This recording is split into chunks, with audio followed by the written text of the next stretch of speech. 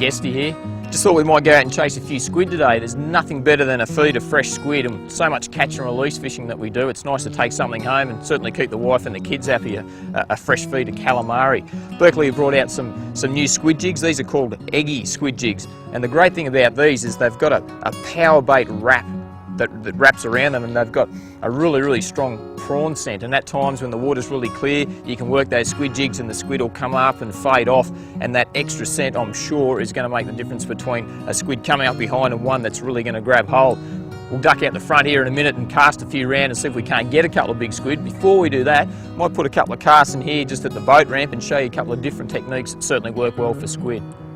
There's a couple of different techniques that work really well for squid, and you can be quite gentle with your retrieve with some little hops, pretty well what you can see there now, and that can work well, especially with this centered squid jig. I think that's going to be quite a good technique.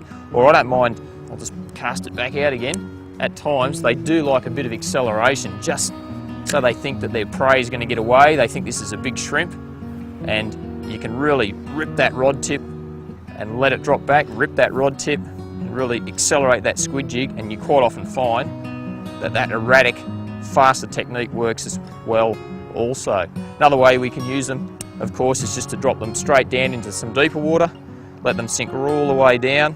Different weights in this range have got different sink rates. Some sink faster than others. The heavier the weight, obviously, the quicker they sink. And just drop them to the bottom and just twitch them up and down, and always keep an eye on that retrieve in case you get a couple of squid follow up that aren't that keen on biting. Simple as that.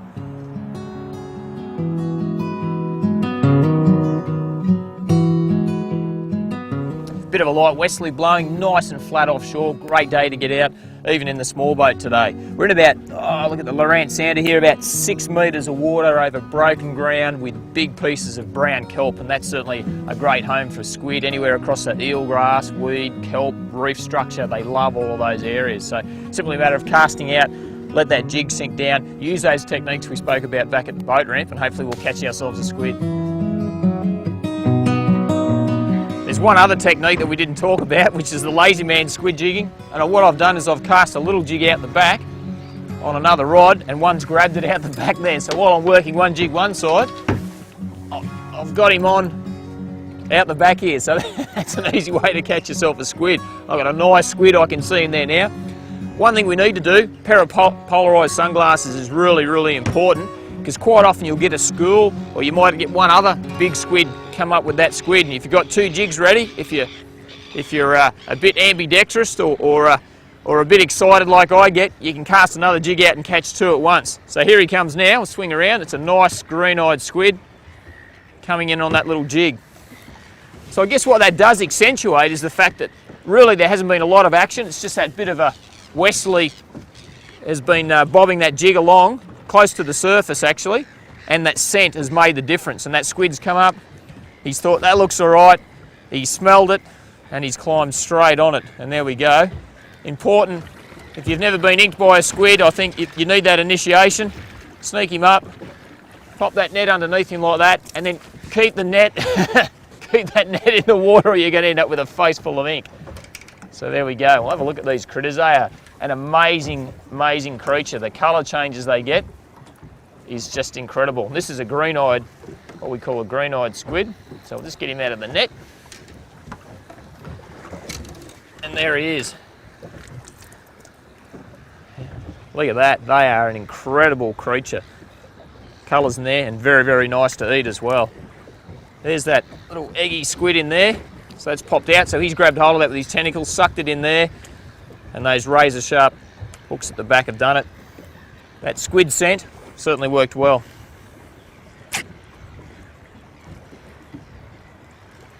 All right, well, that's a start of dinner.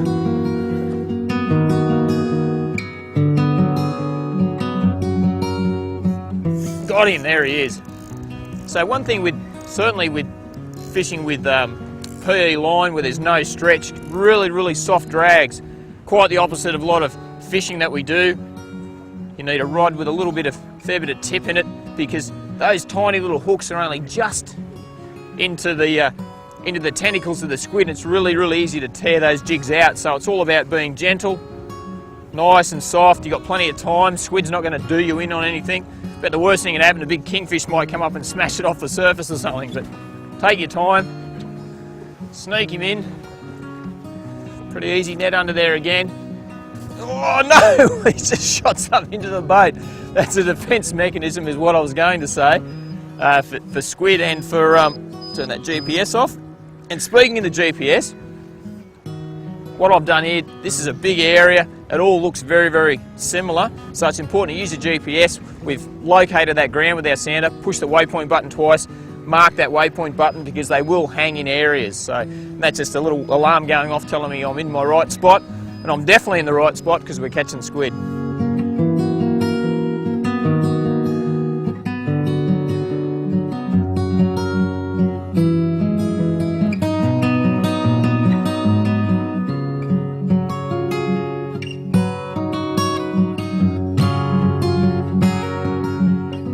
You don't have to go out and spend $1 million on tackle just for squid fishing. Whatever you've got, this is a 2 to 4 kilo protactic brim stick that I've got with a little fluger spin reel on it, and this one's a 2 to 5 kilo rod that I use for my flathead jigging, so it's a little bit heavier weight.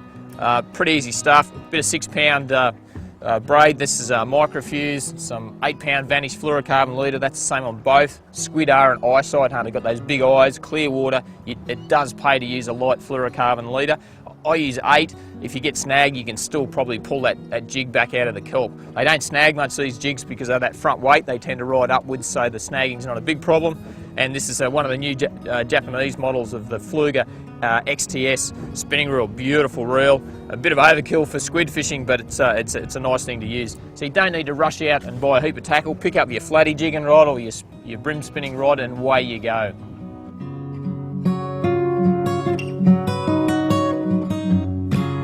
Okay, we're back at the ramp. One thing we do need to do is clean our squid. Let's have a quick look at the simplest and easiest way to get them ready to eat. Well, we've done the job. We've tried these new scented squid jigs out and they've worked really, really well. Time to clean them. Pretty simple stuff to clean them. Okay, I think the camera can see me there now. Your finger and your thumb underneath that winged section, pull that off and take that outside skin section off. So we'll just slide that down. And that pretty well gets rid of all that skin and those wings, so you end up with that white tube straight away. Give that to the pelicans. Pull the head section out. Helps if you're near the water there somewhere. And then I like the legs to eat, so it's just a matter of pulling that eye section and gut section away, and that leaves you with the tentacles. Get rid of the head. There's also the beak, and just pop the beak off. And that, don't need to worry about the skin on there, that'll cook up really, really nicely, so hang on to that bit. And that really just leaves us with our tube.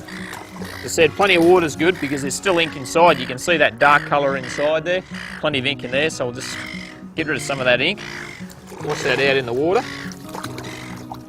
Okay, next section is, if you've ever seen a cuttlefish backbone floating around on the top, or people use them for budgerigars for their beaks and things. Squid have got a similar thing, a long plastic-like section that runs down the length of their tube. Stick your finger in underneath that section. You can see it poking up there now, that's that clear bit. Simply pull on that and pop, out that comes. That's that section there. Okay, so now we've got our nice soft squid tube. Get your thumb, hold the squid tube upside down, get your thumb, push it in there like that. You can see it's rolling up over my thumb. Keep pushing. Slide your thumb out and just simply turn that squid inside out with your fingers. There we go. Take the rest of the innards away in the ink sac. Give that to the pelicans as well. Give it a bit of a wash and a clean up. And that's it. That's a really, really simple way and the easiest way to clean your squid. Now, if you want to stir fry it, you can simply open that tube back up with a knife, or, of course, if you want to make your calamari rings, there's our tube. Just simply cut them into the sizes that you like.